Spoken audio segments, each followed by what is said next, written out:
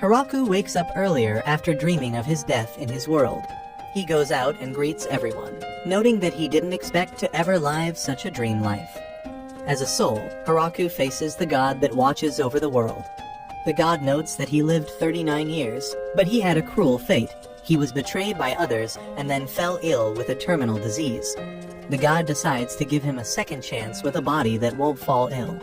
The god finds it's his mistake for his awful life and wants to apologize and asks him if he has any wish he can also grant him. Thinking for a bit, Hiraku states he wants to try farming. He watched a show about it while he was sick, and he wishes to try it. Additionally, he isn't good at getting along with others and wants to go farming somewhere where there aren't many people. The god states farming isn't his jurisdiction, but makes a call and arranges the things. He gets permission from the agriculture god to bestow upon Hiraku the power of the almighty farming tool. Hiraku wakes up in a forest and is happy to be healthy and be able to move again. He decides to start his farming life there and wonders how to use the almighty farming tool. The tool then magically appears in his hand and Hiraku starts digging, noting that he isn't getting tired at all. He likes how soft the soil is and notes he can grow good vegetables there. Hiraku then realizes he first needs to worry about food and water and goes looking around. He sees a big tree and decides to make it a landmark and use it as a camp. He goes around looking for a river, but is unable to find any source of water. Hiraku then decides to dig and find underground water. He summons his tool, which turns into a shovel, and soon after he started digging, he ends up finding water. While preparing the ground around the tree, Hiraku looks for food, but is unable to find anything. Hiraku then looks at a smaller tree which eventually will get in his way and decides to chop it down now. He summons his tool as an axe and almost gets crushed by the tree as he ends up cutting it with a single swing. He turns his tool into a hatchet and then cuts the tree into pieces. Before he realizes, it's getting dark already, and he turns his tool into a magnifying glass, but the sun sets. Having no way to start a fire, he carves a hole into the large tree and hides inside. Hiraku cuts some plates and cups. He realizes the moon provide enough light for him to see, but then sees that there are 2 moons and guesses he must be in another world. In the morning, Hiraku continues to clear the ground around the large tree and cuts some more trees. He feels it's time to get something to eat, and in that moment, a large monster rabbit attacks him, and Hiraku manages to kill it in a single swing with his tool. After eating it, he decides to make a toilet and digs a large hole with an entrance, gas release hole, and a tree trunk as a seat.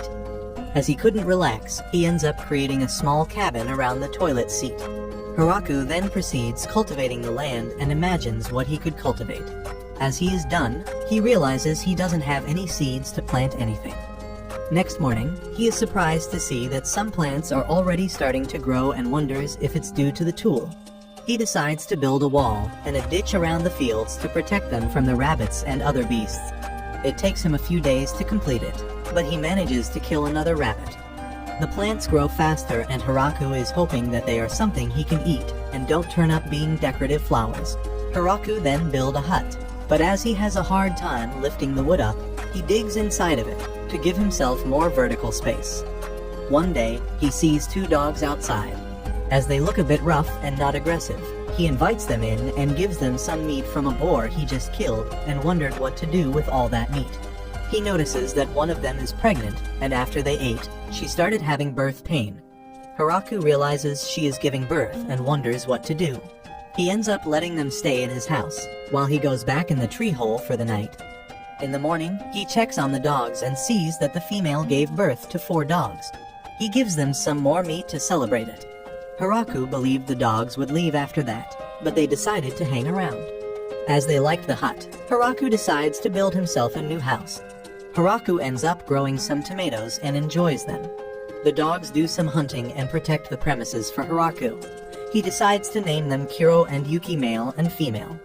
The small ones he named Kuroichi, Kironi, Kirasan, Kiroyan.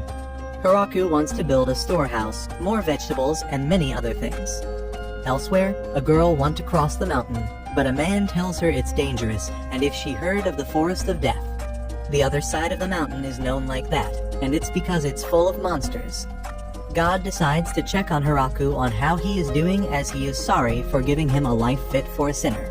As he checks on him, He realizes he put him in a dangerous forest known as Forest of Death, as realizes he made a mistake yet again. Hiraku had realized that while preparing the ground for farming, if he wishes to plant certain plant, that plant magically starts growing. Hiraku is happy with his life and knows it's thanks to the gods that bestowed it to him. He makes some statues of the two gods so that he can thank them. Hiraku decides to try planting some fruits. While they grow, he plays with the dogs, realizing that without them he would feel much more lonely, as the dogs also help him find his way back to his camp. Hiraku is able to travel further into the forest and eventually finds a river. He decides to make a tunnel and get water to his place, but since it's a 30 minutes walk distance, he will be digging for a while and decides to first make a toilet near the river. Hiraku figures that if he turns his tool into a wheelbarrow, he can run around with it and not get tired because of the tool. Hiraku also expands his crop fields, adding more veggies. He grows soybeans and wants to eat them, but doesn't have salt. Time passes and weather starts to get cold. Seeing snow on the mountains, Hiraku wonders how cold it gets here. He decides to start preparing for the winter and gathers some food and wood. A giant spider shows up. However, it's friendly and makes a handkerchief for Hiraku. The spider then decides to live in the large tree and loves eating potatoes. In exchange, the spider makes him clothes using the animal pelts Hiraku gives him. Gaining cloth, Hiraku feels more civilized as he now has a good bed, curtains, and clothes. Hiraku decides to name the spider Zabuton. The winter starts. Zabuton no longer comes down the tree and Hiraku guesses he is hibernating. Hiraku feels a bit lonely, but finally the summer comes. The small dogs had grown up and one day they left. However, they soon returned with partners. Soon, Zabuton showed up as well and also had kids. As there are now more mouths to feed, Hiraku decides to expand his crops again. Zabuton rings the alarm and Kuro leads Hiraku into the forest. Kuro takes him to a child girl who is naked and entangled in spiderweb. The dogs and spiders are wary of her, but as she asks for help, Hiraku decides to help her. As he gets close, she jumps and bites his neck and then grows up to a young woman. Hiraku wonders if she is a monster. The dogs then attack her, and as they beat her up, she turns into a small girl again. Hiraku wonders if she is their enemy as she sucked his blood, but the girl explains she isn't, and she had to do it to recover her strength. As she used too much energy, she can't maintain her adult form and clothes. Hiraku wonders why the dogs attacked them, and she explains she wanted to take one of them. Feeling bad for her, Hiraku lets her suck more of his blood so that she can recover. Hiraku takes her to his place.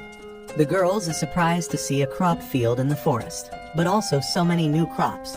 Hiraku gives her a tomato, and she ends up enjoying it and wants to try some other crops as well. The girl reveals her name is Rururushi, a vampire, and is excited to be able to try so many new veggies. Ru explains she is researching medical plans and ran away as she got in a fight with some nobles who tried to steal her research. Since they kept chasing her and she heard of this forest, she decided to hide in it for a while until things calmed down, but also hoped to find some new plants to inspect. She is surprised that Hiraku is living in this dangerous forest and even tamed the beasts. He is also using some strange magic, which allows him to create some tools, all of which excites her even more. Hiraku realizes how rare his chance is, as this is the first person he came in contact with. As it may take even more to meet someone else, Hiraku decides to ask Ru to stay and live with him. Ru tries to explain that there are people after her, and she is a vampire, but Hiraku doesn't care. Hiraku explains he came here to live alone as he can't deal with people, but now realized he doesn't want to live alone and isn't sure how much more he can handle. Ru agrees, explaining that she doesn't really have a place to go, although she feels embarrassed by his proposal. Next morning, Ru turns a little younger. Hiraku wonders why, and she explains that in this form, he will restrain himself from touching her, and Hiraku agrees. Hiraku explains he wants to grow some sweet potatoes next. He also tells that Ru is the first villagers. Kuro disagrees and Hiraku then corrects himself, stating she is more like 30th villager. Ru wonders if Hiraku can grow some medical herbs and Hiraku agrees to try. Ru states they need to find somehow the right seeds, but Hiraku states he doesn't need seeds. Using magic, Ru helps out by putting lights in the toilet and other places. Hiraku had almost given up on finding salt, but Rue explains that one of the layers in the soil is mostly salt and is surprised he didn't notice while did all that digging. Hiraku checks on his fruit garden, but guesses it takes more time for them to grow up than the veggies. Zabuton rings the alarm and Hiraku wonders what is going on. He goes with Rue to check out, only to find another girl being captured by the spiders and the dogs. She apologizes for attacking them and asks Hiraku for help. As he releases her, she uses magic to heal herself. She then notices Rue and realizes she was hiding in the forest and wants to capture her, but the dogs attack her again. Hiraku takes the girl and Rue back to his place. Rue explains she was in the same situation. The dogs are quite ruthless and magic doesn't really affect them, as they can also dodge spells. The girl wonders who is Hiraku and blushing, Rue explains he is her husband. The girl introduces herself as Tia, an angel. Hiraku guesses that she serves God, but Rue explains that angels are a race of warriors who have more muscle than brains. Hiraku wonders why Tia is chasing Rue, and Tia explains Rue has a bounty due to the damage she caused in the town. Rue is always researching strange medicines and concoctions, and as soon as something bothers her, she starts blowing things up. Rue states that only happened once because the nobles were so demanding and needed to be taught a lesson, and it was an accident, and finally admitted she went a little too far. She also explains that Tia is a bit stronger than her, which is why she ran into the forest. Tia is surprised that Rue is admitting her weaknesses, and Rue explains it's because she realizes how weak she is after facing the dogs. Rue offers Tia to live with them, guessing she will like it. Tia agrees and Rue takes her around to show her the crops. They spend the day harvesting some veggies and Hiraku gives Tia to try some, which she ends up liking. After a few days, Tia asks Hiraku if they can grow more strawberries. Hiraku explains they can, but even if they expand, they won't be able to keep up with the harvesting of everything. Tia realizes that they indeed can use more hands. Hiraku also notes that even if they do manage to harvest all, they may not be able to eat it all. Hiraku sees that Kiroichi, Kironi, Kirosen, and Kiroyan also have 3 to 4 children now, and the dog family has grown quite a bit. Soon they will grow and go find themselves partners. Rue realizes that means they will become even more, causing Hiraku to realize the hut he built them won't be big enough. Hiraku then decides to build a dog area next to the orchard. Hiraku still haven't named the new pups as they are too many, and he has a hard time thinking of names. Hiraku then sees Zabuton's children leaving, but sees some of them decided to stay. Tia tells Hiraku that she will be gone for a while and flies away. Few days later, Tia returns with a bunch of high elf girls. The elves introduces themselves as Lee, Leaf, Leekat, Lize, Lili, Lita, and Lees. Hiraku notices they are all Lees, and Lee explains it's because they are all related. They came per Tia's suggestion and would like to live here. Tia states they have a sad backstory. They used to live in a village in the north, but most of their people got wiped out after they got dragged into the War of the Humans. Their race had scattered, and since then they have been wandering the land looking for a new home. Rue also suggests they to take the girls as she heard that the High Elves are talented race. She guesses they are still young, and Lee states she is the oldest, a bit over 400 years, while Lee's is the youngest, a bit over 300 years old. Tia and Rue insist and Hiraku agrees as long as they can get along with the rest of the roommates. Lee wonders who are the roommates and Rue introduces Zabuton and the dogs, which causes the girls to faint. As the elves wanted to live together, Hiraku decided to build them one big house. The elves know more about construction, and Hiraku decides to follow their orders while they are building the house, and mostly just digs and brings them lumber. After 10 days, the house is complete. It's quite big, and Rue and Tia are impressed. Hiraku feels jealous, but has learned the elves' techniques and considers rebuilding his hut. The elves' house has one big living room where they can all gather and dine. To each side of the living room, they have storage rooms. On the second floor, they have individual rooms. Hiraku is surprised to learn that the elves also eat meat and use fire. His image for elves is that they wake up with sunrise and go to sleep when the sun goes down. They are one with the nature and love the tree. They eat mostly berries and refuse to wear any metal. Lee tells Hiraku to not underestimate the forest, as if you try to live like that, you will die quite fast. Lee explains they plan on doing some mining and blacksmithing work, but first they need to build up a furnace that can melt iron. Haraku is surprised as in his image. That was a dwarf's work. Soon they build a furnace and start producing things.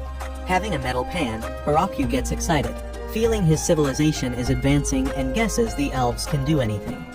Lee states are some things they couldn't do, like settle down and reproduce. Haraku states they already achieved one of those things, but decides to not say anything about the second, seeing how they were looking and smiling at him. The elves had seen there is a wheat field, and Haraku explains they have harvested it and turned it into flour.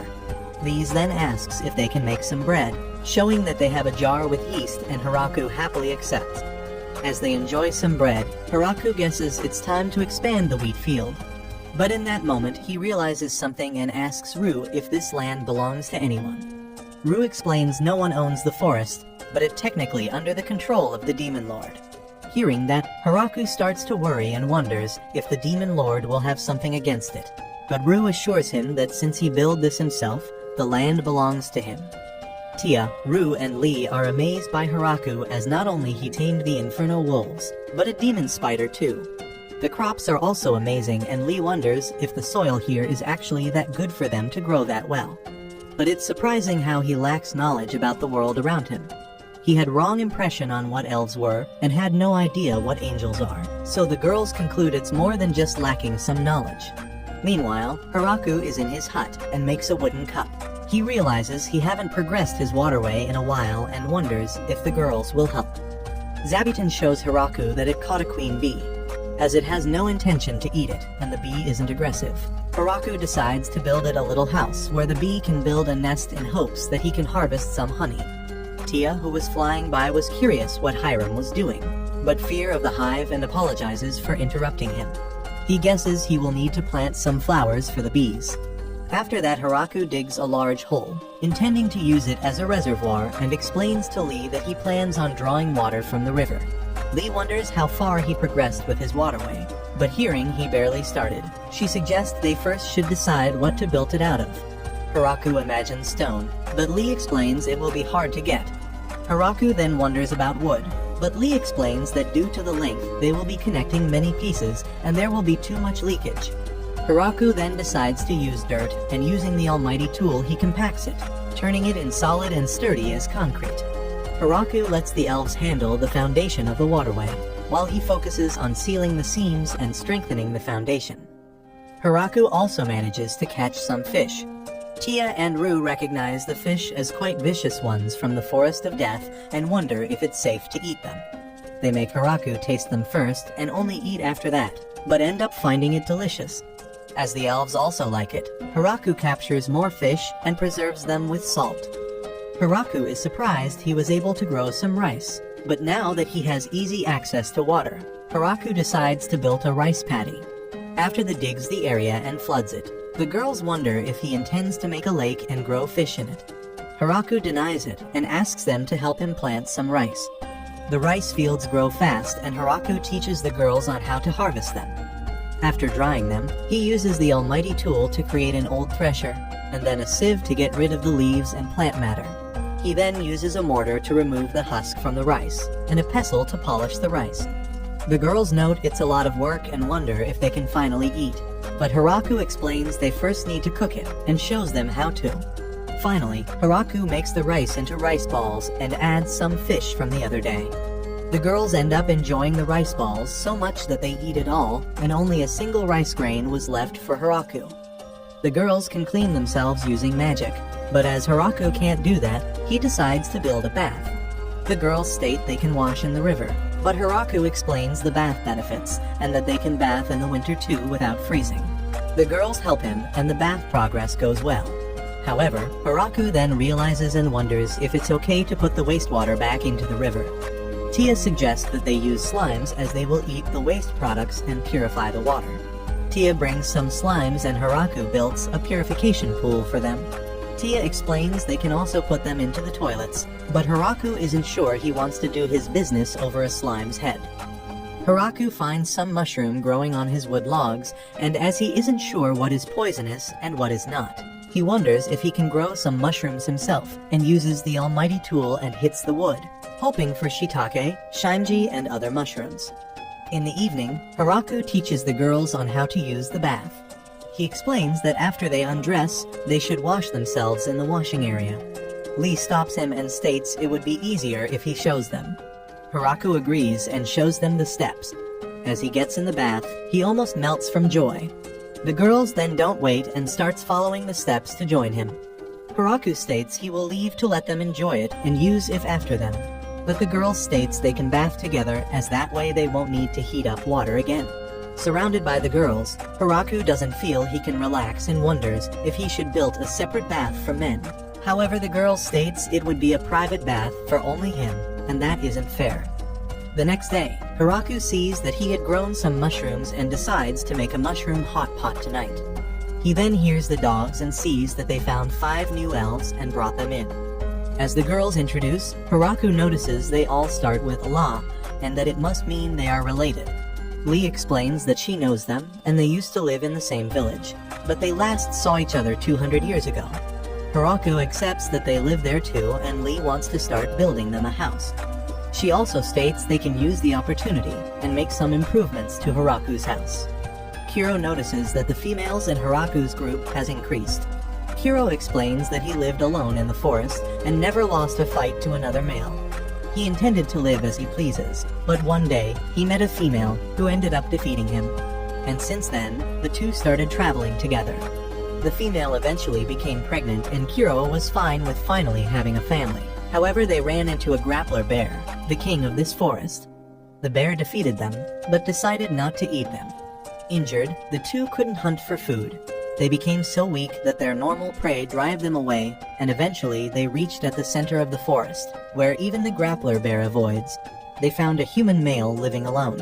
Normally the humans are hiding in the forest and don't stay too long in one place. Kiro wondered how such weak human could survive alone, but then felt the limitless power coming from the almighty tool. Kiro thought this was the end of them and accepted it, but Haraku shared his food with them and took care of them. Kiro and his wife then decided that Haraku will be their master. He gave them names and place to live. Soon, their children grew and Kiro's family increased. Haraku also became leader of a large pack of his own. Kiro's only concern is that Haraku doesn't seem to understand that Kiro is a terrifying monster known as Inferno Wolf. However, Kiro is sure it will be fine and is thankful for meeting Haraku. Haraku's new house is finally finished. The girls then show him around the house and his room. Haraku sees a room that has a bolt lock and wonders what is inside. But as he opens it and sees a bed for 2, he closes it quickly and pretends he didn't see it. The next day, Haraku decides to make a dish he haven't made before, curry.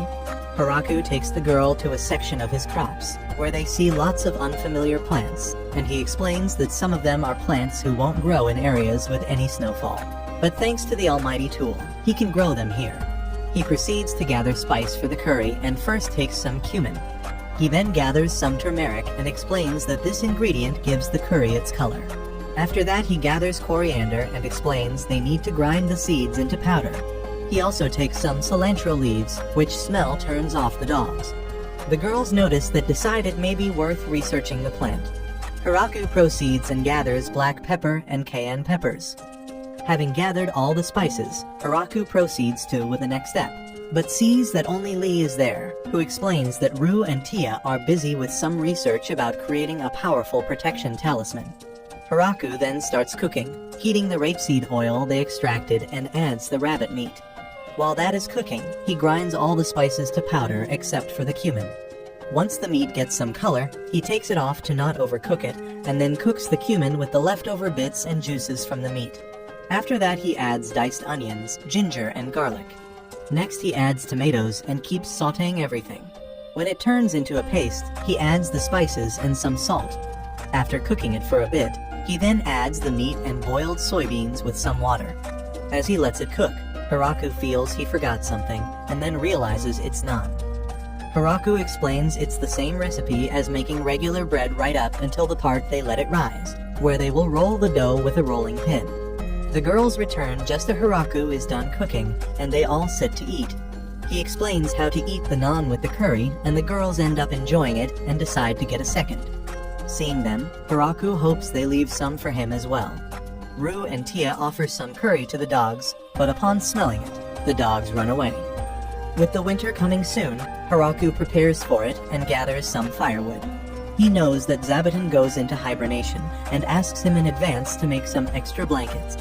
Haraku is having Rue and Tia preserve some meat by smoking it and drying it, especially since the dogs won't be able to hunt much during the winter. Haraku is working on a way to preserve vegetables and creates a box with 2 floors. He will be putting the vegetables on the top floor and cover them in a blanket and snow, while any from the snow will gather on the bottom floor and keep the vegetables dry. Seeing the girls use magic, Haraku wished he could use too, but it's glad that they are around as they helped him quite a lot, as he is capable of only doing garden work and cooking. Rue states that he is the amazing one as no one has ever managed to live for that long in this forest. When the winter comes, they are staying more inside and Haraku decides to make some board games like Reversi, chess, and mahjong set. He explains the Reversi game and that it ends when the board is filled and the winner is the one with more pieces of his color.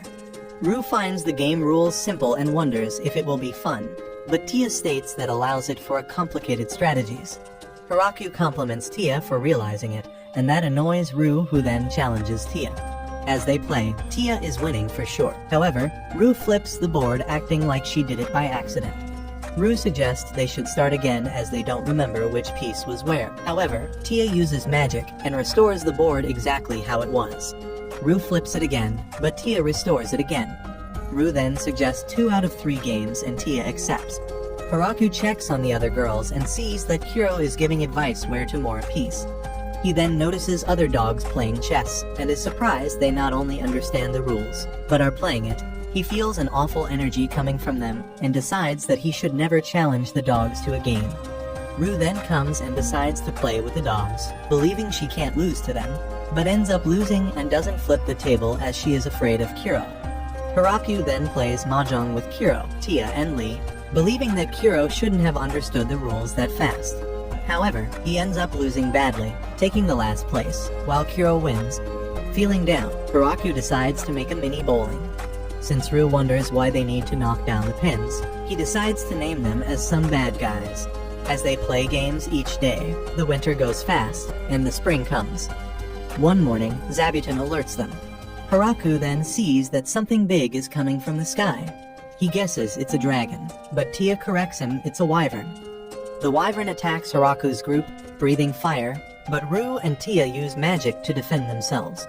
The fire spreads into the crops, but the elves are quick to put it away. Haraku wonders what to do and how to stop the wyvern. He summons the almighty tool, which to his surprise turns into a spear. He throws it at the wyvern, who creates a 3-layer barrier, but the spear pierces it and injures its wing. He then throws it again, piercing its chest and killing it. Haraku wonders if it's normal to encounter wyverns, but Rue explains they are rare creatures. Hiroku then wonders if someone could have sent it, but Tia explains that even if that was the case, the person won't have just sent it alone since it's a valuable creature. Haraku then assumes it was just a fortunate encounter. He then wonders if they can eat it, and the girls explain it's said to be a delicacy meat. Haraku makes 3 dishes with the wyvern meat, and all the girls end up enjoying it. Rue asks Tia if she could have blocked Haraku's spear, but Tia, seeing that the wyvern wasn't able to stop it, she won't have been able to stop it either. Rue guesses it was luck that they first met the dogs and not Haraku. At the demonic kingdom of Galgardo, Demon Lord's castle, the great generals receive report that a wyvern was felled. Randon can't believe it, as when one gets close to their territory, they need to mobilize their entire military force. Beazle states the wyvern was attacked from the ground and killed in 2 hits. Randon fears that they won't be able to fight someone that powerful. Beazle states they are the 4 generals. They need to handle the situation before fear spreads. Randon then decides they should resign, but Beazle attempts to stop him. At Gatekeeper Dragon's Drime's lair, Dorim, a blue dragon, asks Gucci if he saw the fight and Gucci confirms it. Dorem wonders what would happen if he takes the spear attack and Gucci guesses it will likely pierce cleanly through him. Dorem wonders what to do and Gucci notes it would be foolish to attack. Haraku enjoyed the wyvern meat, but felt something is missing and decides to finally make some alcohol. He guesses that wine exists in this world and decides to make it from grapes.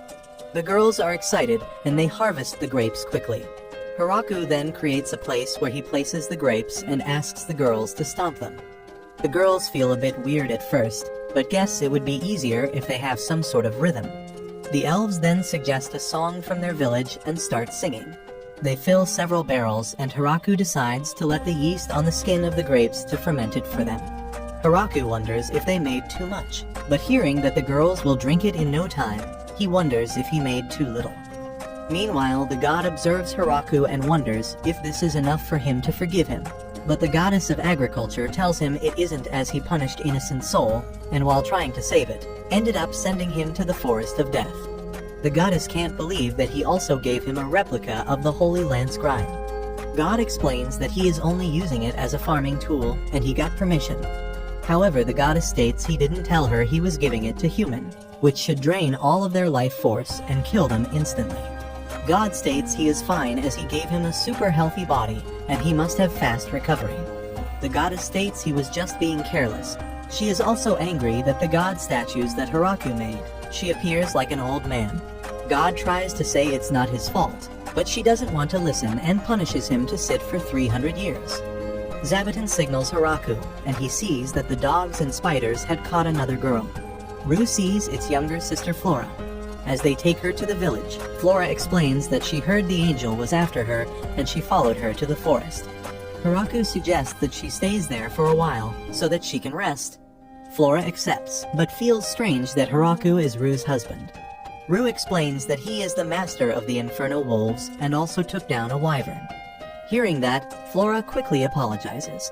Hiraku realizes that Kuro isn't a dog, but a wolf, and wonders about the Inferno part. Kuro then breathes fire and Hiraku is impressed. Rue and Tia are surprised he didn't know, as they are well-known beasts, and they lived quite along with him. Hiraku prepares some food for Flora, who ends up enjoying it. He shares that he really wants to make some miso and soy sauce, and as Flora doesn't know what is that, he explains that they are made from fermented soybeans. As Flora wonders what is fermented, he explains how cheese and wine are made. Hearing about the microorganisms, Flora is excited for a new subject she could research.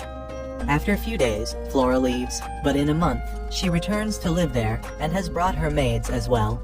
Anne speaks on the behalf of all the maids and tell Hiraku that he can use them as he wants. Hiraku sees that Flora has brought 2 cows as well and gets excited that they can make butter and cheese now. Tia realizes that the vampires, elves, wolves, and spiders are all large groups now, but she is alone. She tells Hiraku that she will leave for a while and flies away. Tia returns soon and has brought her underlings: 3 angels, Gran Maria, Koodle, and Cora. Some lizardmen, represented by Daga, and a chicken. With the arrival of the maids, who are a race of ogres, all of the chores start to get done a lot faster. Hiraku notices that they don't cook any complicated dishes and decides to teach them all the cooking methods he knows. That ends up interesting the ogres, who then start cooking. The 3 angles that Tia brought are instructed by Tia to patrol the forest. Hiraku wondered why they appeared with armors, but realizes that Tia planned to have them as a security after the appearance of the wyvern. The lizardmen are in charge of all the labor that requires strength outdoors, and thanks to them, their construction work is moving faster than before. Hiraku makes Daga wear a scarf around his arm, as he isn't able to tell them apart. Hiraku realizes that their numbers had increased a lot. Lee then comes and tells him that she brought all the elves she found in the forest. Hiraku then sees another large group of elves, but notices that they are all female. He wonders about the male elves, and Lee explains that the men didn't survive. However, they intend to make many. Hiraku is happy for them, but decides not to ask how they intend to do that. Several days later, Hiraku calls all the representatives to talk with them and asks them on how to name the village. Rue suggests they name it after Hiraku, but Hiraku doesn't like the sound of it. Anne suggests they name it after the forest, but hearing the forest is called Forest of Death, Hiraku feels that's a scary name. Zabuton then points at the door, and as Hiraku opens it, he sees the Great Tree and decides to name it the Great Tree Village Teiju Village. That evening, he announces the village name to everyone and explains they will be having a party to celebrate it. Everyone start calling Hiraku their mayor. Hiraku states they need to decide that later together, but the girls tell him that everyone is already calling him that. The village then celebrates it by drinking the first batch of wine they made. Hiraku becomes the mayor of the Great Tree Village, however his daily duties doesn't change. One day, a messenger from the demonic kingdom arrives. Beezle requests to speak with the one in charge of the village, and Hiraku steps out. Beezle gives a gift to Hiraku and explains that the Demon Lord wants to discuss the status of the settlement. Hiraku recalls that the land was under the Demon Lord protection and wonders if they will want him to pay taxes or will kick him out. Hiraku tells Beezle that if the Demon Lord lets them live here, they will give part of their harvest as a tax, and suggests 10%. Hiraku wonders if it's too low, but Beezle is ready to accept. Hiraku then explains they can pick up the tax each year before the winter starts. As Beezle agrees, the two sides sign a contract. Hiraku's village will be paying 10% of what they grow in their fields. However, that doesn't include milk, eggs, honey, or alcohol they produce. If they are interested in the products they produce, then they can trade. Hiraku felt a bit too aggressive with the negotiations and also gave them a gift. After Beezle leaves, the girls tell Hiraku that he did a good job, but usually the tax is 50% to 60%. Also having them to come and collect it is a good move as it forces them to officially recognize their residence here. It's also very good that they have the Demon Lord's protection. Rue is also excited about the present Beezle gave them, an almighty medicine that works whatever you drink it or apply it directly to the wound. Beezle reports to the other 4 generals, which surprises them that the village is submitting to them, even though they can defeat a wyvern. Randon wonders if they have an ulterior motive, and Beezle shares the same fear, and explains that he had no choice but to accept their conditions as the vampire princess and the angel of annihilation were there. They also had an army of high elves and a pack of inferno wolves, along with a trio of killer angels. Beezle had to accept their conditions, otherwise they would have become an enemy to the demonic kingdom. Gratz sees that they also got a gift from them and decides to open it, in case it's something dangerous. He sees its fruits like a pose, but with nicer shape and color. Beezle notices that the cloth in which the apples were is made by a great demon spider. Gratz is surprised to hear that as a great demon spider fought one of the previous demon lords to a standstill. Dorim, the true ruler of the dragons, also visits the village. Gucci gives them a present and explains that Dorim's lair is located to the south of here. While the distance is big, they are kinda like neighbors and came to greet them. Hiraku is surprised that Dorim keeps bowing down, and explains that he would invite them inside, but Dorim is too large. Gucci then asks Dorim to change to a smaller form, and Dorim takes a human form. After eating and drinking, Dorim ends up loving the alcohol and wants to stay there. But Gucci tells him he needs to protect his domain, and that he will be a nuisance to the people in the village if he stays for too long. After the 2 visits, Hiraku starts thinking of a better way to greet the visitors and decides to build a guest house. He proposes a house fit for 4 people, but the girls suggest it should be large, as usually those who come will come in large groups, and the house needs to be fit for 30 people. They start working on the guest house. Hiraku then starts thinking on a more proper way to welcome the guest. At the moment, the angels would find the guests, capture them, and lead them to the village entrance. On top of that, when Zabuton sounds the alarm, everyone grabs their weapons and get ready for a battle. Hiraku comes up with a new signal for visitors and gives a bell to Zabuton to ring. Hiraku then wanted that he, Rue, and Tia to greet the guests, but the idea is rejected, and he is forced to add some elves, Oni maids, and lizardmen. Soon, Garf and few beastmen from the Howling Village arrive as guests and explain they want to establish a relationship with Hiraku's village. Rue decides to handle it and asks if that's all of them. As Garf confirms, Rue explains that they will consider anyone else then an enemy. The Inferno Wolves then bring some more men from Garf's group, and he apologizes. She tells them to behave, and then invites them in the village. After they get them into the guest house, they lock them in. Tia explains that every guest they had has brought some present. She still isn't sure if they are enemies, but they aren't following the normal visitor procedures, so they won't be getting the normal visitor treatment.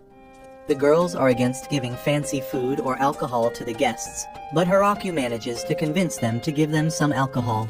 While the beastmen eat and drink, Hiraku asks them how they learned about his village. Garf explains they heard from the Demon Lord's men. In the Howling Village, they are making their living by hunting or mining, and they have been trading with other human villages. However, as there has been some trouble at the human villages, the trading with them became unstable, so they decided to look for someone new to trade. Tia asks them why some of them remained hidden, and one of them explains that if something were to happen to the others, they would return and report back to their village. The next day, Garf explains that they want to trade and have an open market. However, as it's hard for them to come to this village with the goods, he would like if Hiraku can come to their village, guessing he can navigate easily in the forest. Hiraku then guesses he can use the wolves to pull a cart with goods and can visit their village. For their first trade, Garf had brought items made from the ores they mined, things like silverware, glassworks, metalworks, and would like food for them. Seeing them, Hiraku agrees and brings the food they have for trade. When leaving, Garf reveals that he didn't know people bring gifts when they visit, as their village doesn't have such custom, but promises to bring one next time. However, he explains that they are poor and it won't be anything fancy. Hiraku explains that the value doesn't matter, but the thought behind it. Some time passes and Hiraku decides it's time they trade with the Howling Village. However, the girls doesn't allow him to leave and agree that Tia will go with some lizard men. Normally, it would take them 10 days to get to the village. However, Doram agrees to take them faster in exchange for a barrel of wine. After his first visit, Doram started regularly visiting the village and always brings treasures or weapons as gifts, so no one complains about him. A few days later, Tia returns with a sad Doram. She explains that when the beastmen saw them with the dragon, they were shocked, and initially also refused to take anything they were given. However, they gave some free samples like Hiraku suggested, and the beastmen loved the goods, and they ended up trading everything. Doram then complains that they even traded the barrel of wine that was supposed to be his. Hiraku then tells him he can drink more tonight during dinner, and Doram gets happy again. Tia reveals that the mayor of Howling Village asked if some people from his village can come and live here. Hiraku states they need more people for work, so he would be happy to take them. Tia then reveals that there are 20 people who want to come, and they are all young women. Hiraku is a bit disappointed as the village is mainly consisting of females and fears the village may not have a future. He accepts, but requests that they send 2 young men as well. The group of female beastmen arrive and Sina introduces herself. She is grateful that he is accepting them and explains that they are prepared to be used however he see fit, but asks him to not abandon them.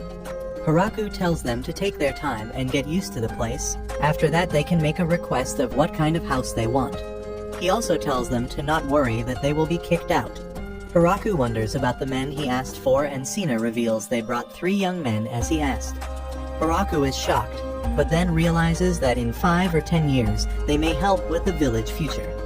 Initially, the beastmen believe they will be treated horrible. However, as that isn't the case, they get used to the life in the village quite fast. Hiraku notices that Sina uses magic and guesses that everyone can use it except him. She tries to comfort him and explain that the beastmen kids still can't use and they can learn together, but Hiraku knows that one day they will easily surpass him. Hiraku harvests some apples, but hears some noise nearby the village and the ground shakes. Gran Maria quickly report that a grappling bear and a bloody viper are fighting in the northern area of the forest. Hiraku wonders if they can eat the bear meat and asks Gran Maria to take him see the monsters. When they reach them, Gran Maria suggests they go back and think of a plan. However, Hiraku requests that she drops him down.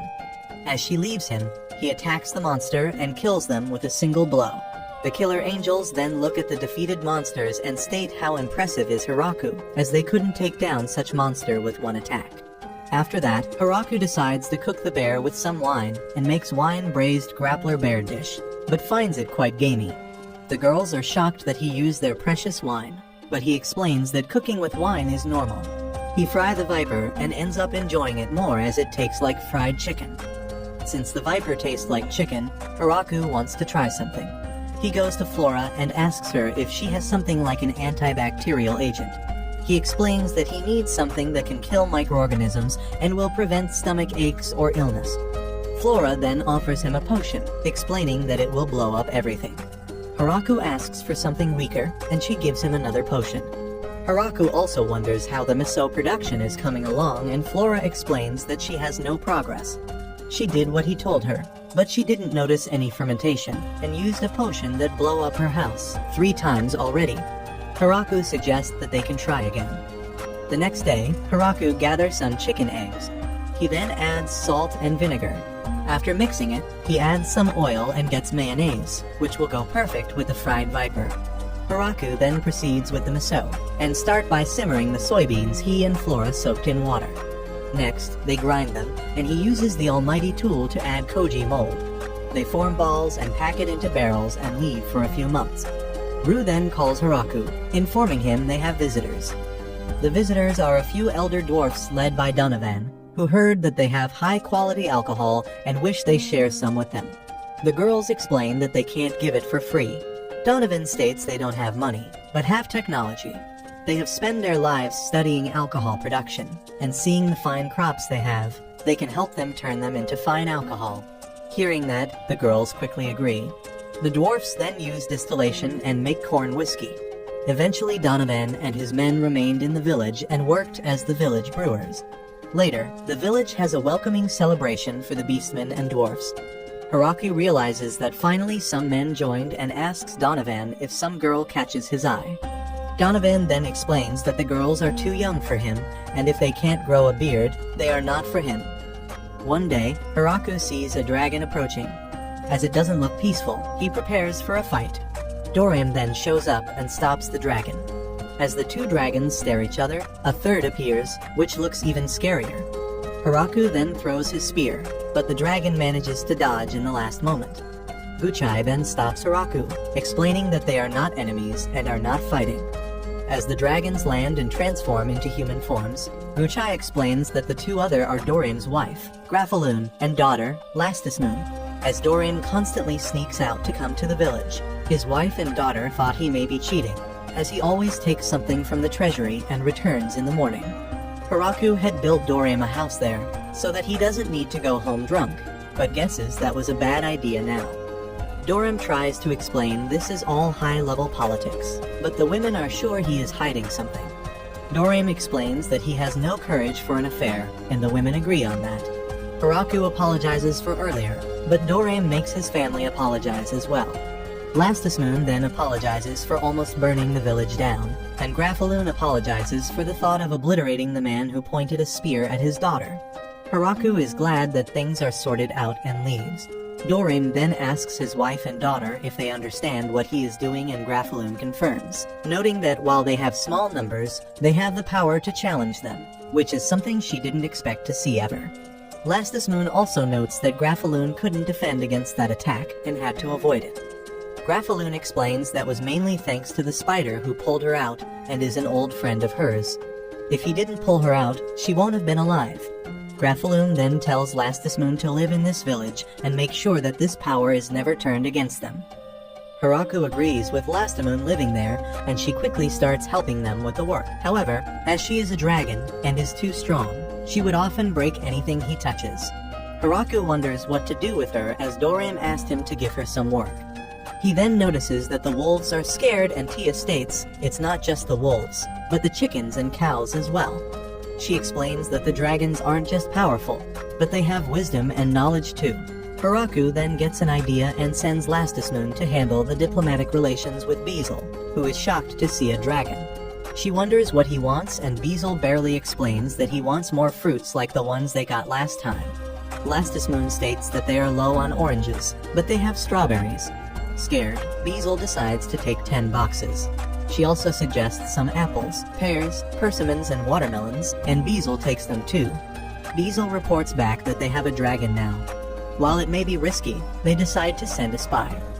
Beezle calls his daughter, Florum, and explains that he wants her to investigate the village military might. Florum goes to the village and is welcomed by Lastismoon, who takes her around. However, while showing her around, Lastismoon is informed they spotted a messenger from Howling Village, and she decides to leave Florum to look around by herself. Florum then goes around and sees all the races. Normally, she would expect Lastismoon to command them all, but she heard that there is someone above her who rules everyone. She ends up seeing Hiraku, but as he is just a human, she ignores him. After meeting up with Lastismoon again, she explains that Hiraku is the mayor.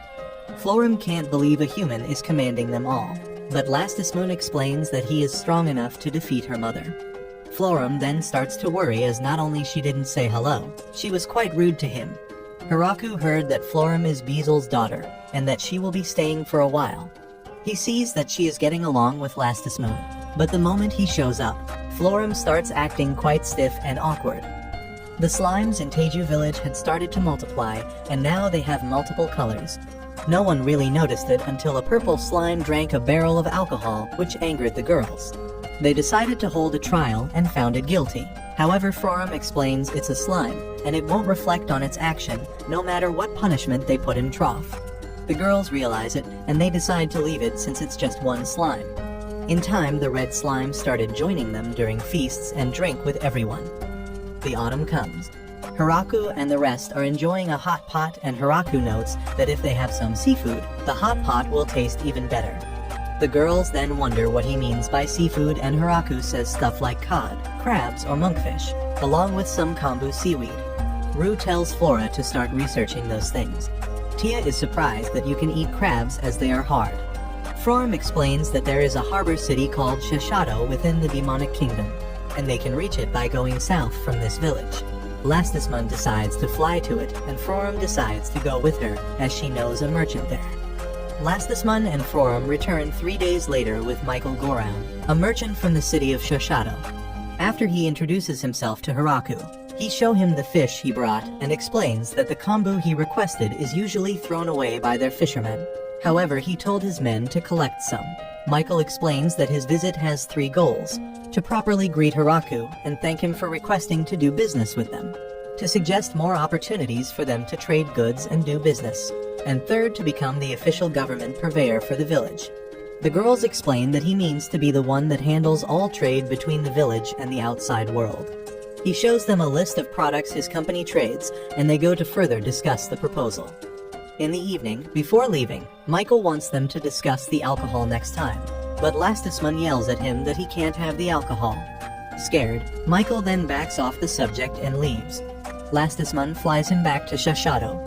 Michael looks back at the village, and just thinking about it, he gets scared. 3 days earlier, one of Michael's men tells him that there is a visitor who wants to speak with him. As he is quite busy, Michael wonders why they don't handle it. But the man explains that they requested him by name and brought goods from their farm, and he doesn't know what to do.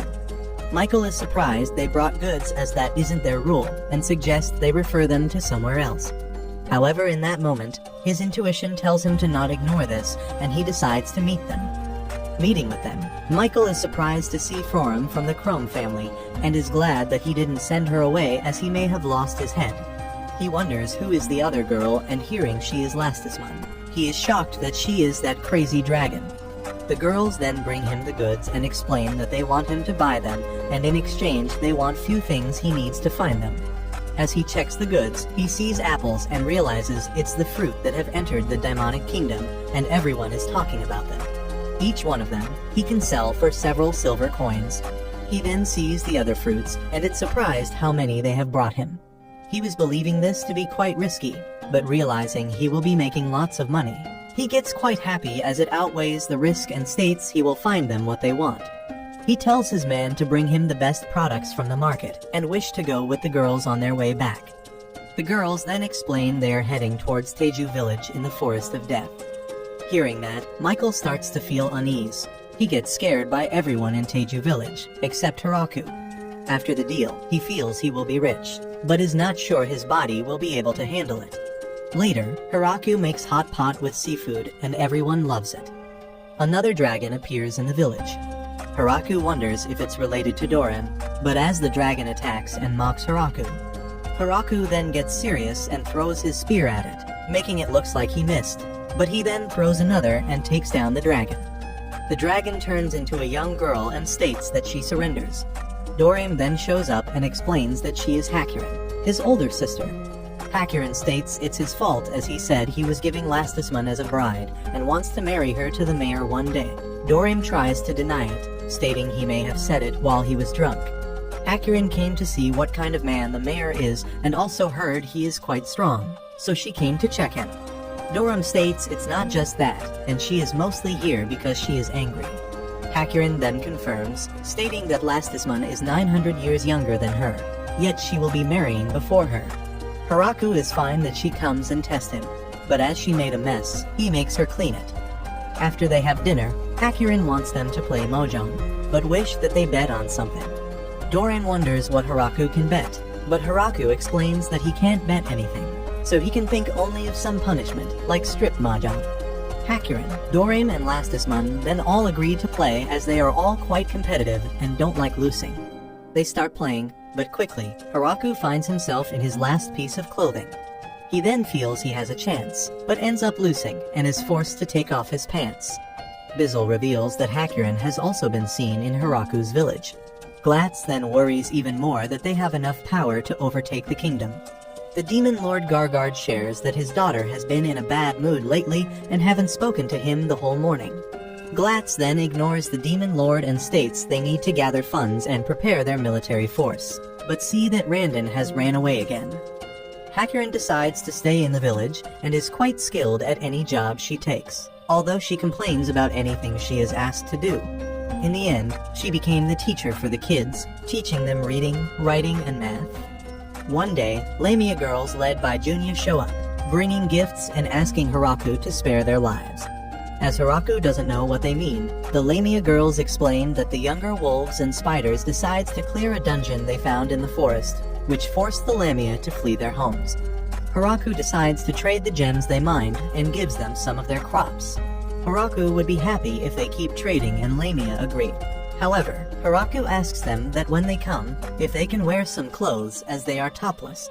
The Lamia then started Lamia delivery service and started carrying the traded goods for the village. Some girls convince the Demonic Kingdom's princess, Yuyuri, that Hiraku's village is planning something foul and intends to use Frorum as a hostage. Yuyuri then decides to defeat the village and save Frorum. Bizzle visits Frorum and informs her that the Princess Yuyuri intends to start a military campaign. Rosalind, Clackassay, and Roge are the ones that convinced her to do so. As for their target, it's Hiraku's village. Frorum finds the girls' trio to be quite stupid and wonders why would they attack the village considering she sent them reports on how powerful they are. Bizzle explains that the reports were so ridiculous that they started to think they are unrealistic. Bizzle believes that if Frorum tries to stop them, they will think that she is a traitor. However, he asks her to think of something to stop them. As the attack is tomorrow, Frorum guesses they just need to show the power of the village without mobilizing the village. They pay the Lamia girls led by Junya 10 boxes of apples and 3 Lamia face, the 300 men that were heading towards the village, and easily make them surrender. As a result, Rosalind, Clackassay, and Roge are taken to the village and Frorum explains that they want to join the village and work for it like their life depends on it. They will be working for Frorum, but if they do something that harm the village, Hiraku can just dispose of them. Hiraku then wonders about the 4th girl, who sits in a throne and Frorum explains that she is here just to observe for a while. As Hiraku leaves, Frorum tells the girls that if they do some honest work, their transgression will be forgotten. Additionally, they should hide their identities, and the Princess Yuri will be treated just like a normal person. Frorum then shows them around the village. However, being nobles, the trio of girls believe that they shouldn't be leaving in the middle of nowhere and decide to escape. However, as try, they find inferno wolves and spiders and change their mind. Fearing to be disposed, the trio then start working and help with Frorum's work, and get to be known as the Town Hall Girls. Seeing how nice and peaceful is the village, Yuyuri regrets that she wanted to bring war to it. Frorum wonders why the Demon Lord didn't stop her, and Yuyuri explains that she heard Frorum was a hostage and was worried about her. As the two are childhood friends, they agree that Frorum will be telling her everything and treat Yuyuri like a normal person. Later, Yuyuri helps out with the farm work as well, and even forces the trio of girls to help her too. It comes time for Yuyuri and the girls to leave. However, the trio decides to stay, stating they still haven't repaid everyone's kindness, that there is still work to do and more things to learn about the village. However, in reality, they ended up enjoying the baths, the food, and the lack of political stress in the village. After Yuyuri returns home, the Demon Lord Gargard complains to Bizzle that she seems more dignified and is always busy with something.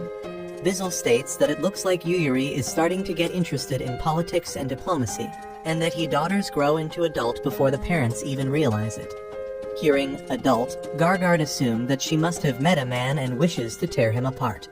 Bizzle warns him that this attitude will make her hate him one day, which calms Gargard right away. Hiraku's village start their pre-winter crop harvest, but they end up having more food than anticipated and don't even have where to store it.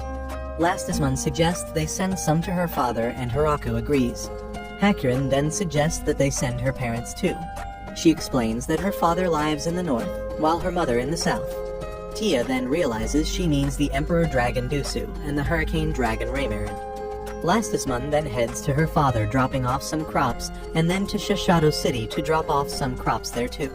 Michael Goraun asked Lastisman to exterminate a monster that was attacking the trade vessels, and Lastisman gladly accepted and defeated the monster. Meanwhile, Hakurin headed north, and on her way back, she found some people who wanted to move to the village. Their leader is Ya.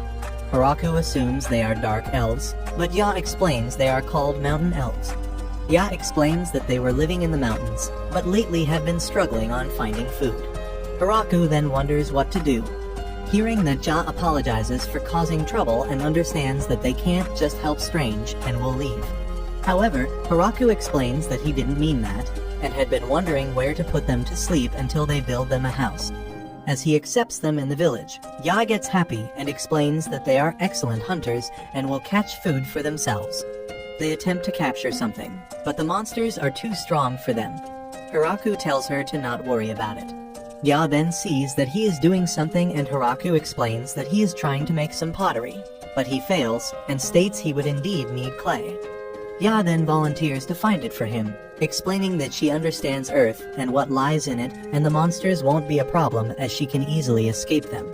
Ya manages to find clay and make some pottery, which makes Hiraku happy. Later, Hiraku gets informed that they found another dungeon, and as the girls want, they send a survey team to investigate it.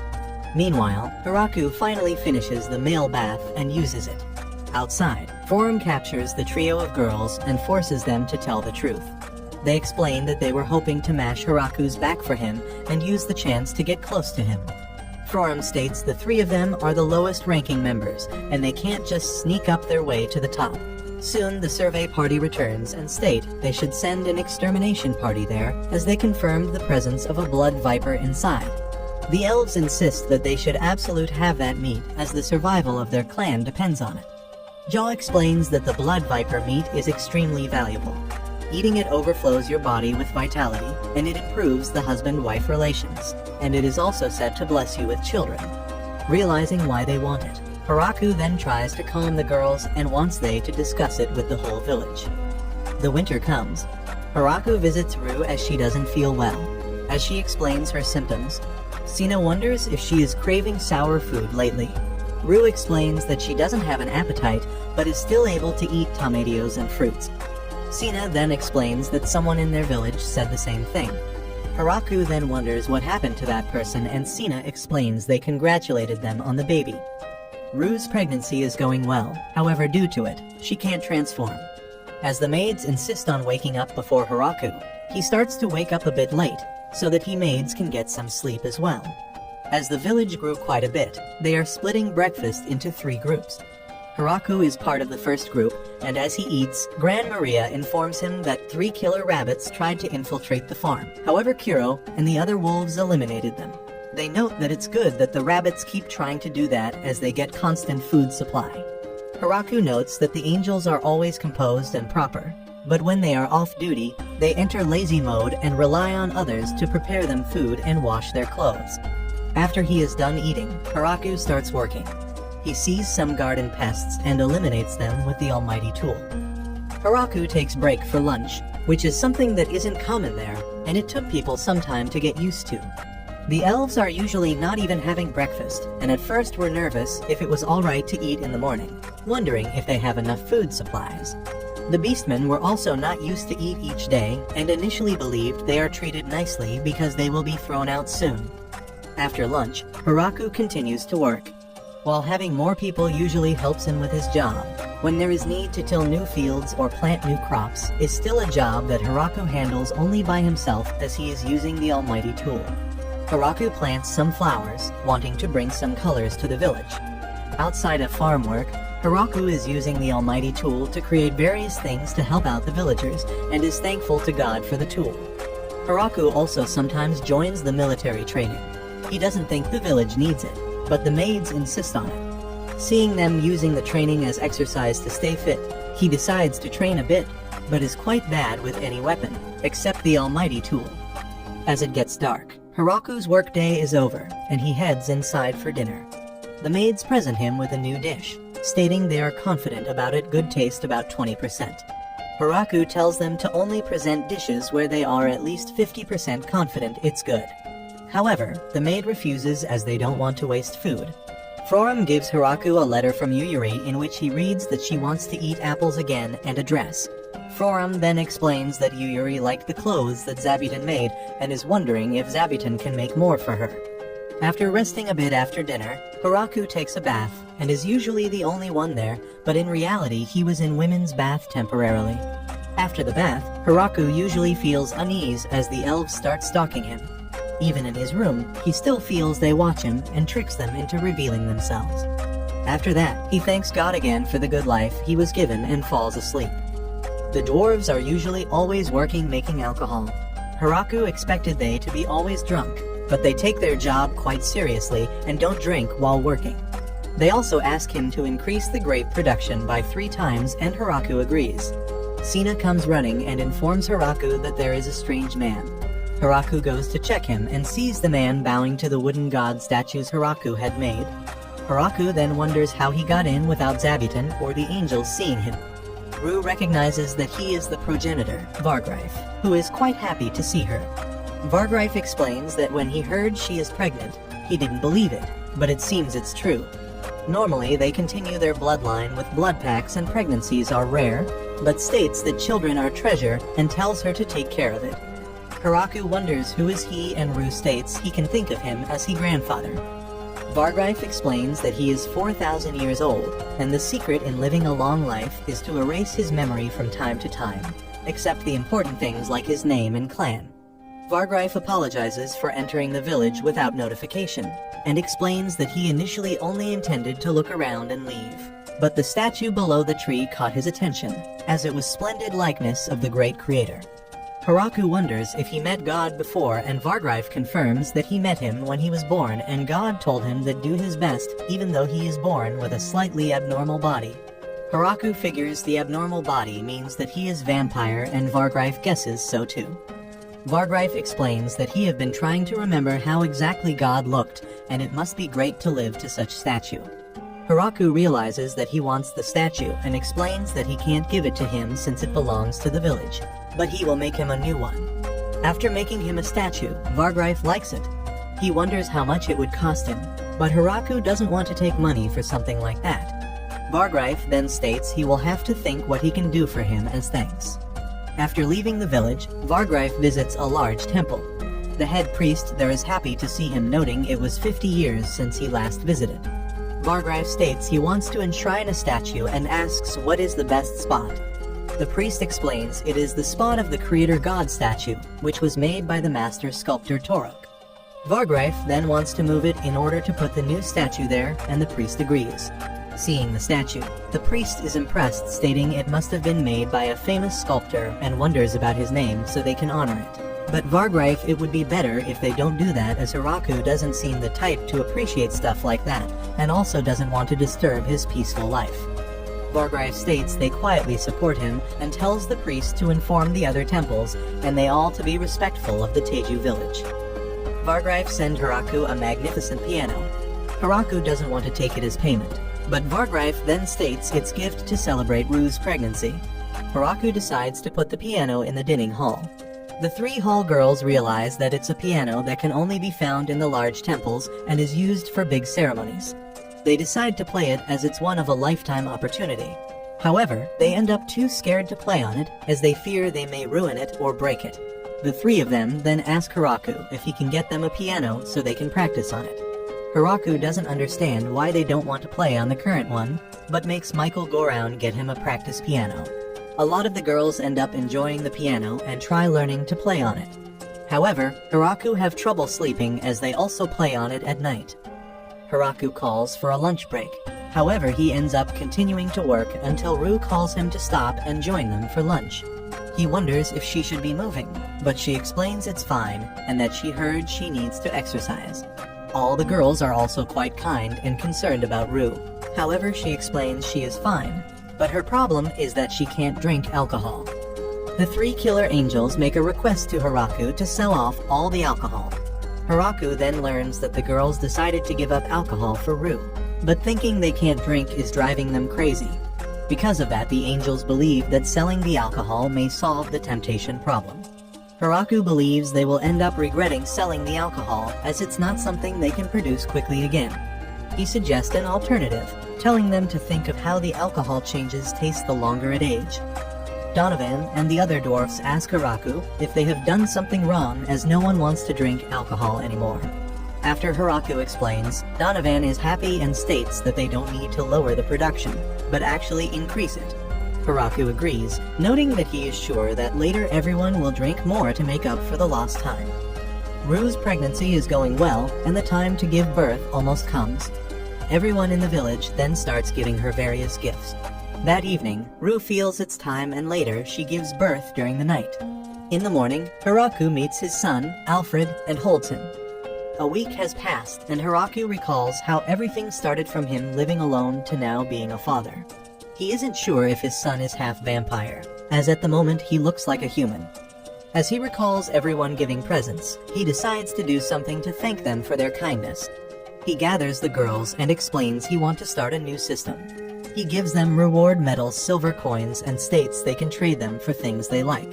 Tia realizes that's like money, and Hiraku confirms, stating he figured that one day the village will need its own currency. Until now, Hiraku has been taking all the goods and distributing them to everyone. If someone wanted something, they come and ask him. But with the increased population, handling all the transactions by himself became impossible. They wonder if they can't just continue trading goods between them. But Hiraku gives them an example where different people put different value on certain goods, which is why he wants to use currency, since it will cause a turmoil if they suddenly switch to the currency. Hiraku plans to start by giving the coins as reward medals. Hiraku gives everyone 3 coins. However, as the wolves and spiders are too many, he gives each group 30 medals. Some of the people traded them right away, while others like to just have them and not spend them. Hiraku starts getting more custom orders of furniture and toy, and feels he actually now works even more than before. Soon they have a big feast to celebrate the birth of Hiraku's son, where everyone are finally able to drink again. Rue brings a wooden hammer that Donovan had gifted her before, and the dwarf bring a big barrel, stating it's a new kind of wine they made, and states they need to use the wooden hammer to open the barrel. Donovan wonders how is the wine, but Rue explains that she still can't drink as she is breastfeeding the child, but she is fine watching everyone else drinking. Donovan then suggests they bottle some of it, so that they can drink it later. Hiraku likes the idea and states they can keep it until Alfred is old enough to drink it with him. At the demonic kingdom, Beazle tells them that Hiraku's village had a baby. They had finally realized they can't defeat the village and wonder how to keep a good relationship with them. Glatz suggests they marry someone from the kingdom to someone to the village, but the demon lord mistakes it that they want to marry Yuri and is against it. Tia, Hakurin, and Frorum tells Hiraku that there are some people who want to move here as they want to escape a war. Hearing that the number is over 100, Hiraku believes they will need another village in order to take that many people.